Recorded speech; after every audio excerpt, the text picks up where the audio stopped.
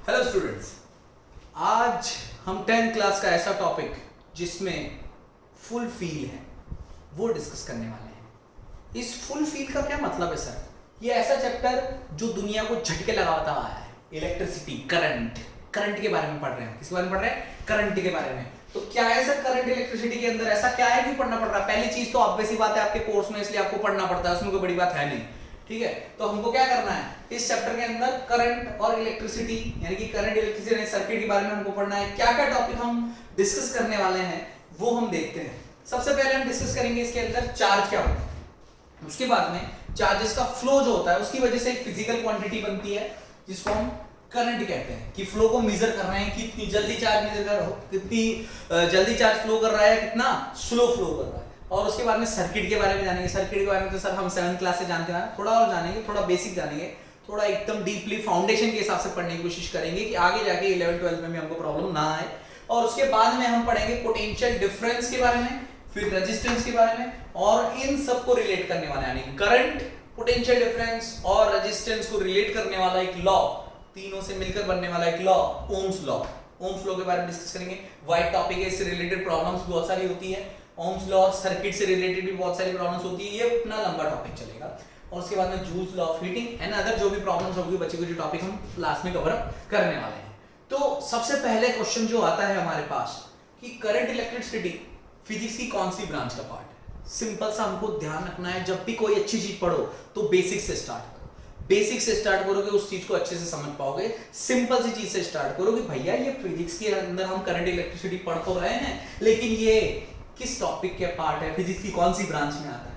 तो फिजिक्स एक vast subject है, आपको बताइए। हर एक साइंस का पार्ट जो है वास्ट है। तो उसके अंदर करंट इलेक्ट्रिसिटी आता है इलेक्ट्रोमैग्नेटिज्म में, यानी कि जिसमें हम चार्जेस की स्टडी करते हैं उसका पार्ट होता है।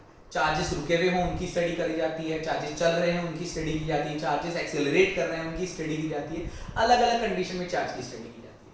अब जब चार्ज फ्लो करते हैं तो वो स्टडी हमारे पास करंट इलेक्ट्रिसिटी के फॉर्म में आती है, जब किसी क्लोज सर्किट के थ्रू चार्ज फ्लो कर रहा है। तो कुल मिला के फ्लो कौन कर रहा है? चार्ज। तो इसको समझना बहुत जरूरी है कि चार्ज है क्या। सो इसलिए मैंने सबसे पहला क्वेश्चन ही आपके लिए लिखा है, what is charge? What is charge and what are its properties? ये हमारा सबसे पहला क्वेश्चन। आज इसी के बारे में डिटेल में डिस्कशन करेंगे और जितना इसको हम देख पाए उसी को समझेंगे। चार्ज, जब हमारे पास सवाल आता है चार्ज, सर हमने ये केमिस्ट्री पढ़ते टाइम ये वर्ड सुना है, इलेक्ट्रॉन आ रहा है तो नेगेटिव चार्ज आ गया, इलेक्ट्रॉन जा रहा है तो पॉजिटिव चार्ज आ गया। ये आ गया मतलब क्या आ गया? ये उसके पास एक गुण आ गया, एक प्रॉपर्टी आ गई। तो चार्ज एक कैरेक्टरिस्टिक हो गया। पॉजिटिव चार्ज कोई बॉडी है, इसका मतलब उसका बदला सा एक नेचर होगा। नेगेटिव चार्ज कुछ बदला नेचर होगा। हुआ क्या? तो चार्ज के बारे में अगर एक लाइन में बोला जाए तो it is a characteristic. It is a characteristic. क्यों आई ये characteristic? Generated due to characteristic generated due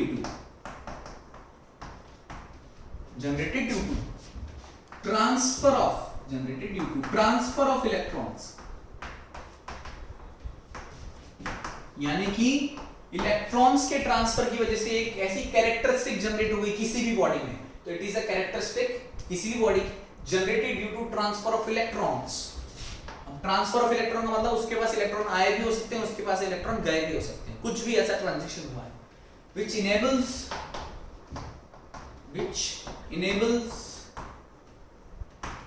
anybody to attract or repel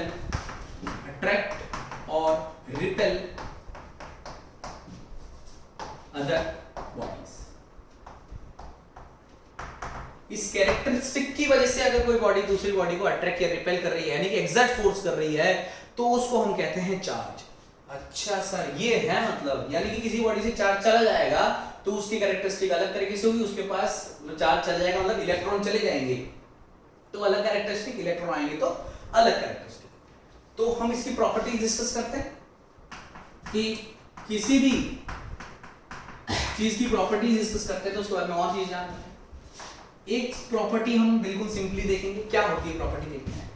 देखिए मान लो कि आपके पास कोई भी एक बॉडी है, आपने उसमें से इलेक्ट्रॉन ले लिए, ठीक है, इलेक्ट्रॉन ले लिए। जैसे कि ये एक बॉडी, कोई भी बॉडी मान लो, ये कंडक्टर है, न्यूट्रल कंडक्टर मैंने बोला।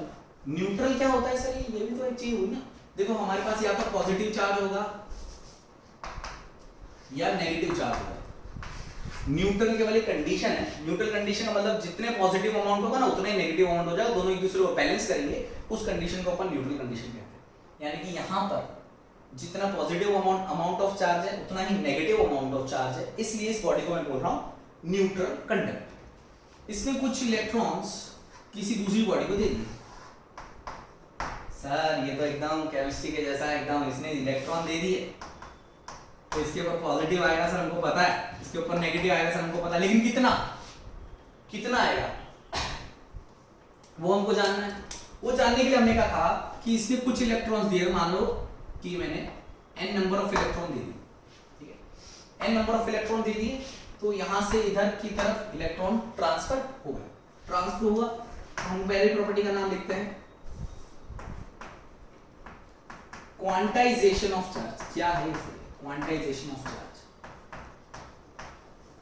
इसका मतलब है कि चार्ज ट्रांसफर तो होगा, वो हमेशा क्वांटा का मतलब होता है स्मॉल पैकेट, क्वांटा का मतलब होता है small packet.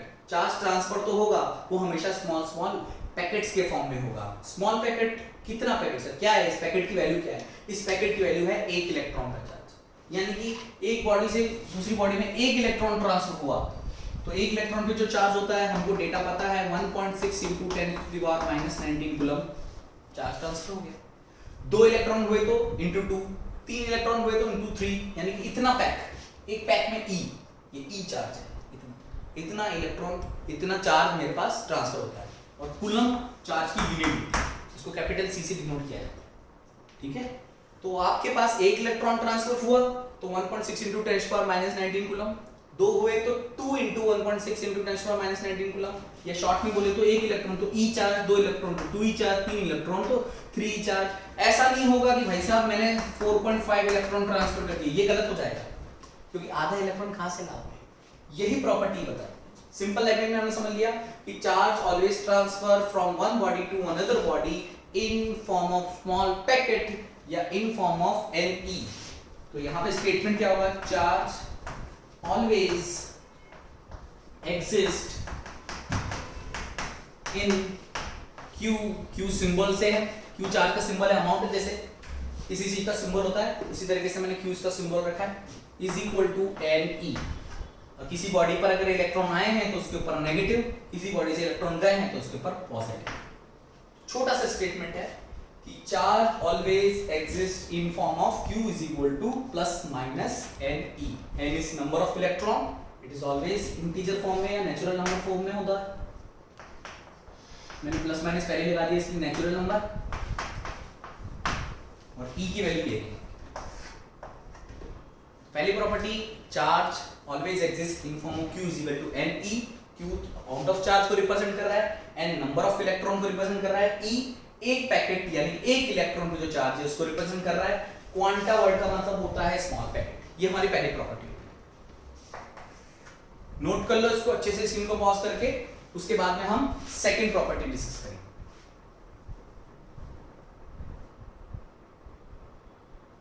Second property discuss करते हैं हम।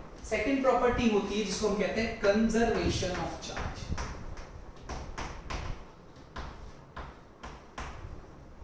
सिंपल सी बात, कंजर्वेशन ऑफ चार्ज। इसका मतलब है कि देखो दुनिया में इलेक्ट्रॉन है, दुनिया में मैटर जो है, केमिस्ट्री में पढ़ते हैं कि मैटर जो होता है पूरी दुनिया में, वो amount of matter present in this world is constant, mass is constant. तो मैटर है, हर एक मैटर के पास नंबर ऑफ इलेक्ट्रॉन्स हैं, तो इस वजह से पूरी दुनिया के पास जो नंबर ऑफ इलेक्ट्रॉन्स हैं यानी अमाउंट ऑफ चार्ज है वो कांस्टेंट है। सिंपल सी मैटर। तो यही इसका मतलब है कि कोई यूनिवर्सल चीज बताता है कि amount of charge in this universe is constant. एक स्टेटमेंट तो इसका ये हो गया, amount of charge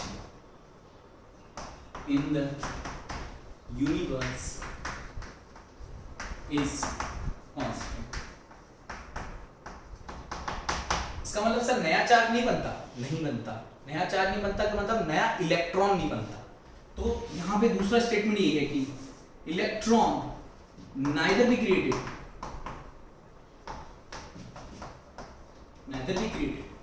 nor be destroyed.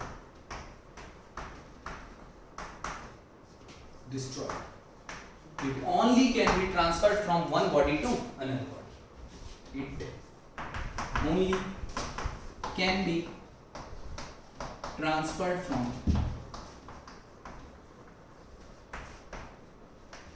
one body to another.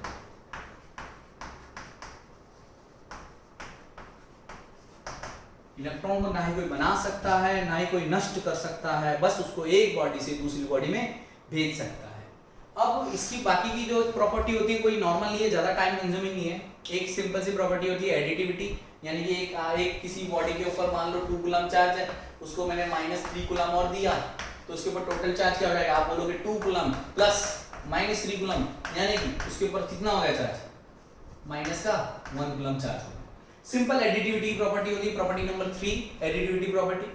और एक 4th नंबर की प्रॉपर्टी होती है जिसको अपन बोलते हैं चार्ज इज रिलेटिवली कांस्टेंट। तो जैसे मैंने 3rd प्रॉपर्टी बताई एडिटिविटी, चार्जेस को अपन add subtract with sign using sign कर सकते हैं। 4th property charge is constant with speed, यानी कि रिलेटिविस्टिकली कांस्टेंट है चार्ज, रिलेटिविस्टिकली